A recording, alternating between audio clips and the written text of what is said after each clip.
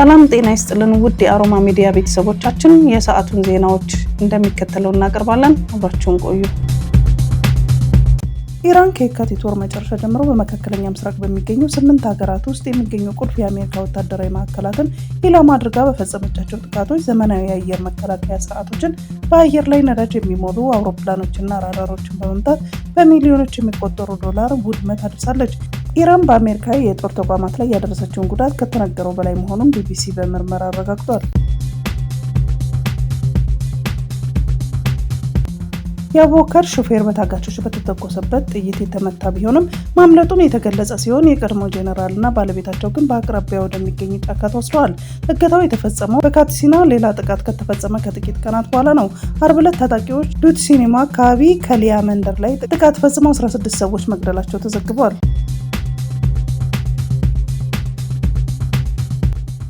በዲሞክራቲክ ሪፐብሊክ ኮንጎ የኢቦላ ቫይረስ የተገኘባቸው ሰዎች ቁጥር ጨመረ። የዲሞክራቲክ ሪፐብሊክ ኮንጎ መንግስት ያወጣውን መረጃ ዋቢ በማድረግ ሮይተርስ እንደዘገበው በሀገሪቱ 3 ግዛቶች ውስጥ በቫይረሱ መያዛቸው የተረጋገጠ ሰዎች ቁጥር 321 ደርሷል። በዚህ ወረርሽኝ ምክንያት እስካሁን ድረስ የ48 ሰዎች ህይወት ማለፉን ተነግሯል። በደቡባዊ ጣሊያን የባህር ዳርቻ የመሬት መንቀጥቀጥ ተከሰተ። በደቡባዊ ጣሊያን የባህር ዳርቻ አካባቢ በሬክተር ስኬል መለኪያ 6.1 የደረሰ ኃይለኛ የመሬት መንቀጥቀጥ ማጋጠሙ ተገልጿል። የጀርመን የጂኦ ሳይንስ ምርመራ ማዕከል ይፋ ባደረገው መረጃ መሰረት ይህንን የተፈጥሮ አደጋ የተከሰተው በምድር ወለል በታች 253 ኪሎ ሜትር ጥልቀት ላይ ነው። አደጋው በተለይ ማክሰኞ ሌሊት በፈረንጆቹ አቆጣጠር ንጋት ላይ የተመዘገበ ሲሆን ስለደረሰው ጉዳት ዝርዝር መረጃዎች እየተሰበሰቡ ይገኛሉ። መላው ሀገር በምርጫው ተቆደበት በዚህ በምስራቅ አርሲ በንጹሃን ላይ ዘግናኝ ጥቃት ይገኛል። እስካሁን የደረሰው ጉዳት ከ7 ንጹሃን በላይ ተገድለዋል። የንብረት ውድመት 234 ሙሉ በሙሉ ተቃጥለዋል። የሃይማኖት ተቋማት የጠላት ገብርኤልና የኩፍቲና መድኃኔዓለም አብያተ ወድመዋል።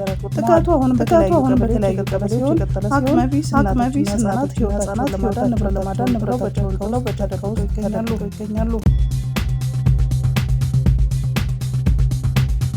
ኢራን ከአሜሪካ ጋር የሚደረገውን ንግግር ማቋረጧን አስታወቀች። የኢራን መንግስት በአደራዳሪዎቹ አማካኝነት ከአሜሪካ ጋር የሚደረገውን ግንኙነት ከዛሬ ጀምሮ ማቋረጡን ገለጸ። የኢራን የዜና አገልግሎት የሆነው ታስኒም እንደዘገበው ይህንን ንግግር መልሶ ለማስቀጠል ቅድመ ሁኔታ አስቀምጧል። እንደዘገበው ኢራን ይህንን እርምጃ ለመውሰድ ያስገደዳት ዋነኛው ነጥብ ከሊባኖስ ጋር የተያያዘ ነው። የኢራን ባለስልጣናት ለዜና አውታሩ በሰጡት መግለጫ እስራኤል በአካባቢው እያደረገችው ያለው ወታደራዊ ጥቃት በቀጠለበት ወቅት ምንም አይነት ንግግር እንደማይኖር ተናግረዋል። በመሆኑም በሊባኖስ ብቻም ሳይሆን በቀጠናው ውስጥ ያሉት ጥቃቶች በሙሉ መቆም እንዳለባቸው እንደ ቅድመ ሁኔታ አስቀምጠዋል። የኢራን መንግስት ይህንን ውሳኔ ይፋ ማድረጉን ተከትሎ ከአሜሪካም ሆነ ዋነኛ አደራዳሪ በሆነችው ፓኪስታን እስካሁን የተባለ ነገር የለም። ነገር ግን የእስራኤል ጠቅላይ ሚኒስትር ቤንጃሚን ኔታንያሁ በደቡብ ሊባኖስ በተለይም በቤይሩት በተመረጡ ኢላማዎች ላይ ጥቃት እንዲፈጸም ትዕዛዝ ሰጥተዋል።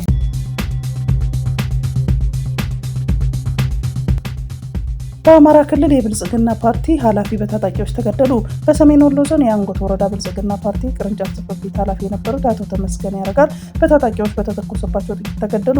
ወረዳው ባወጣው አጭር መግለጫ አቶ ተመስገን የተሰጣቸውን የህዝብ አደራ ለመወጣት በስራ ተጠምደው ለእረፍት ትናንትና ማታ ወደ ቤታቸው ሲገቡ ሲሉ በሰርጎ ገብ ታጣቂዎች ጥይት ተመተው ገና በ40 ዓመታቸው ህይወታቸው ማለፉ አስታውቋል። አቶ ተመስገን አንዳንድ የህዝብ አደራ እንደተቀበለ አመራር ወረዳው በልማት መስክ ለማስቀመጥ የወረዳው ማህበረሰብ ሁሉን አቀፍ ተጠቃሚነት እንዲረጋገጥ በከፍተኛ ቁጭት እየሰሩ የሚገኙ አመራር እንደነበሩም በመግለጫው ላይ ሰፍሯል።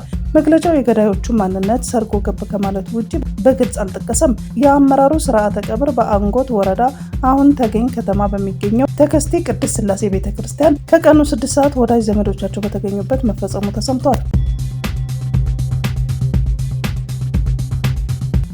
በጎንደር ዩኒቨርሲቲ ጤና ሳይንስ ኮሌጅ ተማሪዎች ተሰብስበው የአርሰናል እና ፒኤስጂ የቻምፒዮንስ ሊግ ፍጻሜ ጨዋታ እያዩ በነበረበት ወቅት በተከሰተ ፍንዳታ የተጎዱ ተማሪዎች ለሕክምና ወደ ዩኒቨርሲቲ ሆስፒታል መምጣታቸውና የሞቱ ተማሪዎችም እንዳሉ አንድ ስማቸው እንዲጠቀስ ያልፈለጉ የጤና ባለሙያዎች አረጋግጠዋል።